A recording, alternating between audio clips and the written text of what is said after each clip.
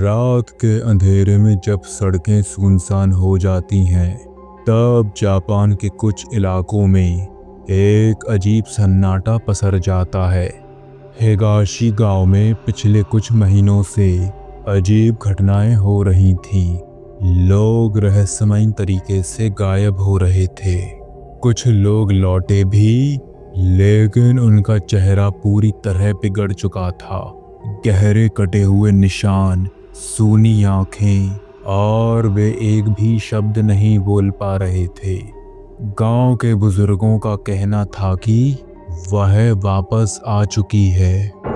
शहर के 3 दोस्त, रियू, ताकाशी और हिकारू, जो हॉरर डॉक्यूमेंट्री बनाने के शौकीन थे, वे इस गांव में आए थे। वे इन घटनाओं की सच्चाई रिकॉर्ड करना चाहते थे। रात के 11:15 बजे वे गांव की एक पुरानी सुनसान गली में पहुंचे।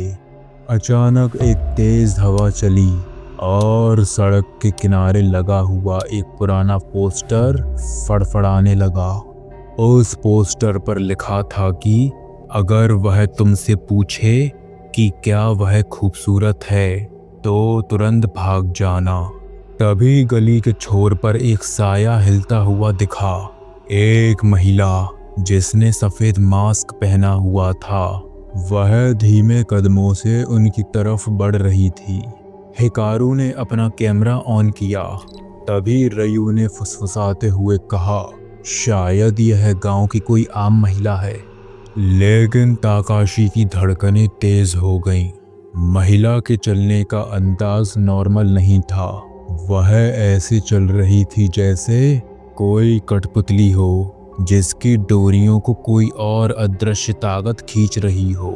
तभी तीनों के कानों में एक ठंडी और डरावनी आवाज गूंजी, क्या मैं खूबसूरत हूँ?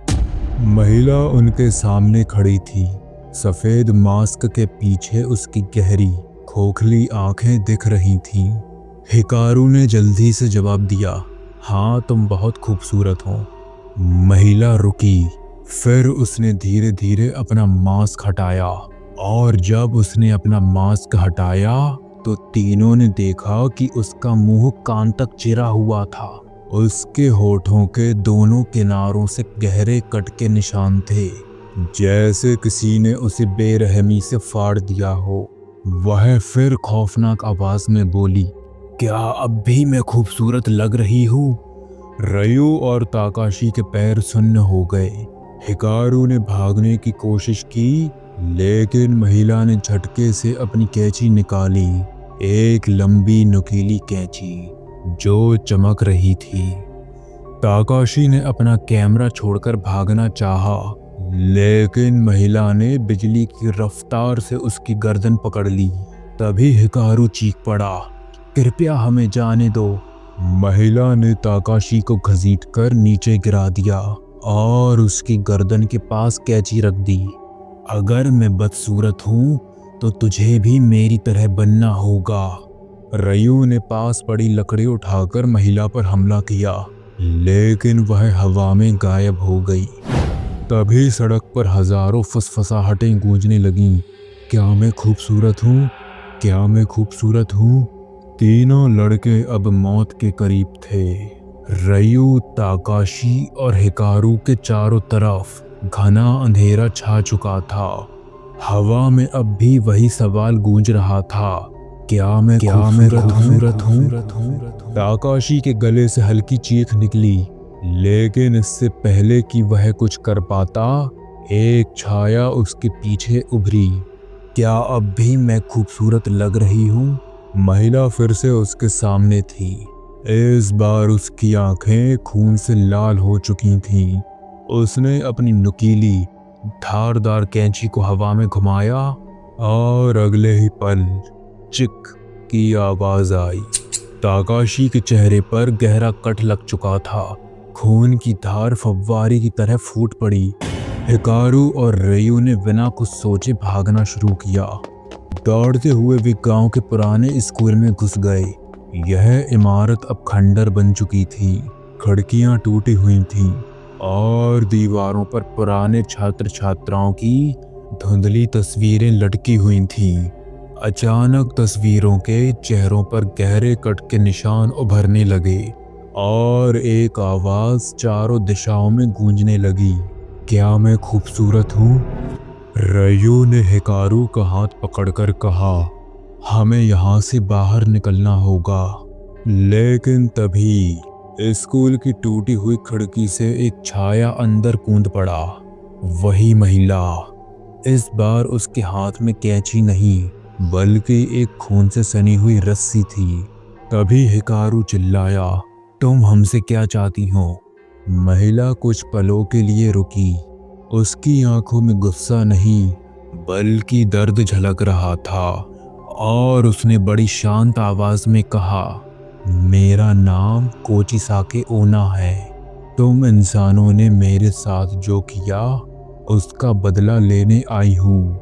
उसकी आवाज अब मृत आत्माओं जैसी गूंज रही थी। रयू ने कांपते हुए पूछा, तुम्हारे साथ क्या हुआ था? महिला ने हंसते हुए कहा, मैं भी कभी इंसान थी, एक आम लड़की। लेकिन कुछ लोगों ने मेरी सुंदरता से जलकर मेरे चेहरे को एक कैंची से फाड़ दिया और अब मैं भी यही करती हूँ। और अगले ही पल महिला बिजली की गति से हिकारू की तरफ झपटी। लेकिन हिकारू पहले से तैयार था। उसने अपनी जेब से नमक और चावल का पाउडर निकालकर महिला पर फेंक दिया।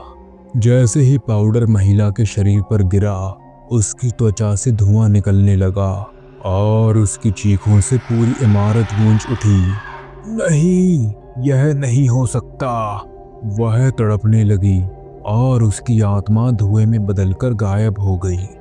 हिकारू और रयू गांव से भाग निकले, लेकिन जब वे टोक्यो लौटे और अपनी रिकॉर्डिंग चेक की, कैमरे के आखिरी फ्रेम में एक सफेद मास्क पहने महिला खड़ी थी और धीरे धीरे उसकी आंखें कैमरे की तरफ उठ रही थीं।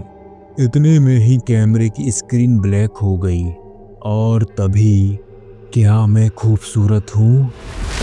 तो दोस्तों, अगर कभी आपका सामना कोचिसाके ओना से हुआ तो आप बचने के लिए क्या करोगे? अपनी राय हमें कमेंट सेक्शन में ज़रूर बताएं।